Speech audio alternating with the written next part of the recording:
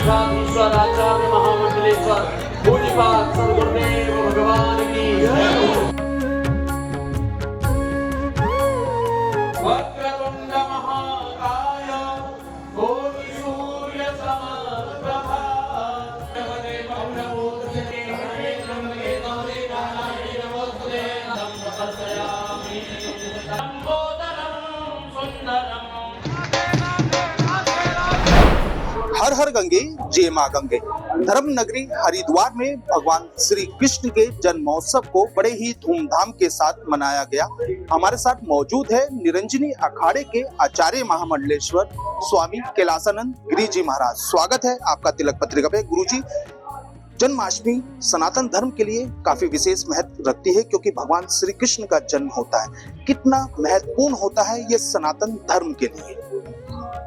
सनातन के लिए जन्माष्टमी राम जन्म हो या कृष्ण जन्म हो, दोनों अत्यंत महत्वपूर्ण है।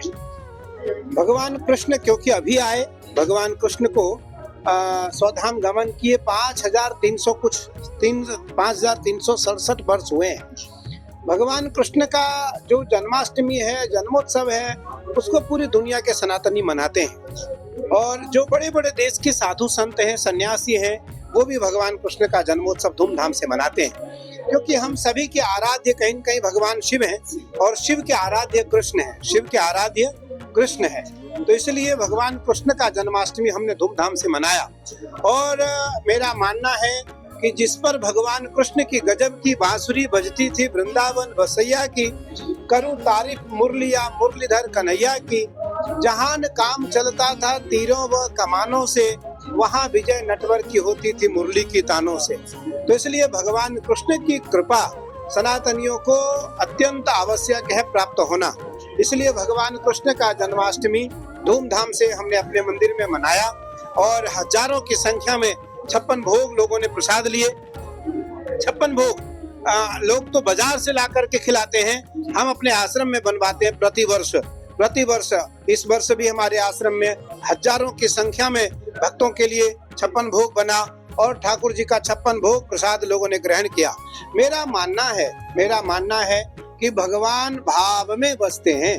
भावो मिक्षते देवता, भाव प्रधान है, लेकिन भाव के साथ साथ भक्ति भी प्रधान है, भाव के साथ साथ साधना भी प्रधान है, भाव के साथ साथ उपासना भी प्रधान है।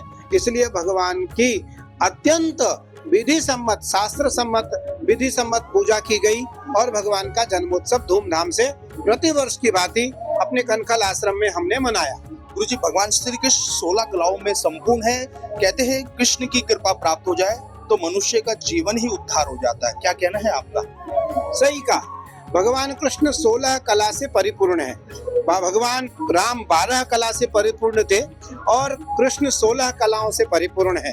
तो कृष्ण की कृपा अत्यंत आवश्यक है। लेकिन भगवान श्री कृष्ण राम ने कहा मैंने जो कुछ किया वो करो, और कृष्ण ने जो कुछ कहा वो करो।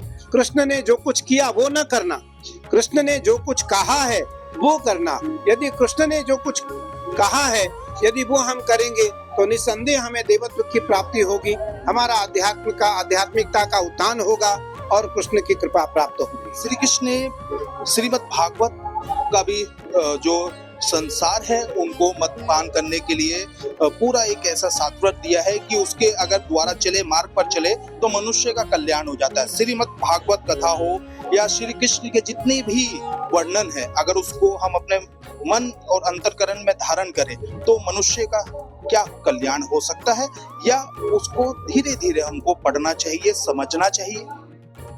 अंतया मति सा गति, भागवत का अंतिम जो वाक्य है वो है अंतया मति सा गति। अंत में जो मति होती है उसी प्रकार गति मिलती है। धर्मम कम शरणम गतः। भगवान कृष्ण ने विदुर से, उद्धव से कहा कि धर्म जब संकट में हो तो मेरे शरण में आना, मैं उत्थान कर दूंगा। मैं धर्म की रक्षा के लिए सदैव तत्पर रहता हूँ। इसलिए कृष्ण ने सदैव परंपरा की रक्षा के लिए कर्म किया है, सनातन धर्मियों की रक्षा के लिए कर्म किया है, सनातन के लिए कर्म किया है। और भगवान ने सदैव सनातन धर्म की रक्षा के लिए लोगों को दायित्व सौंपा है। जो सत्य सनातनी लोग हैं, सज्जन लोग हैं, धार्मिक लोग हैं, भक्तजन है, विद्वान है, स्वकर्मी है, स्वधर्मी है, उसको भगवान ने कहा ये अपने जन है। इसलिए भगवान कृष्ण को हजारों हजार नहीं, लाखों लाख नहीं, करोड़ों करोड़ लोग अपना मानते हैं। आज श्रीमद् भगवत गीता का अनुवाद दुनिया के हर भाषा में हो चुका है। इसलिए हुआ है कि भगवान कृष्ण वंदे कृष्णम जगत गुरुम, भगवान कृष्ण जगत गुरु है, विश्व के गुरु है। इसलिए भगवान कृष्ण वंदनीय है। भगवान कृष्ण का जो अनुमोदन है, भगवान कृष्ण का जो अनुसरण है, वो करोड़ों करोड़ लोग करना चाहते हैं, उसको स्वीकार करना चाहते हैं।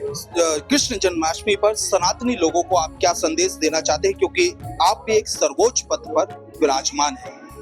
मैं केवल इतना कहना चाहूंगा कि भगवान कृष्ण का जो जन्म है उसको जरूर मनाएं, लेकिन विधि सम्मत हो, शास्त्र सम्मत हो, पूजा सम्मत हो और परंपरागत हो।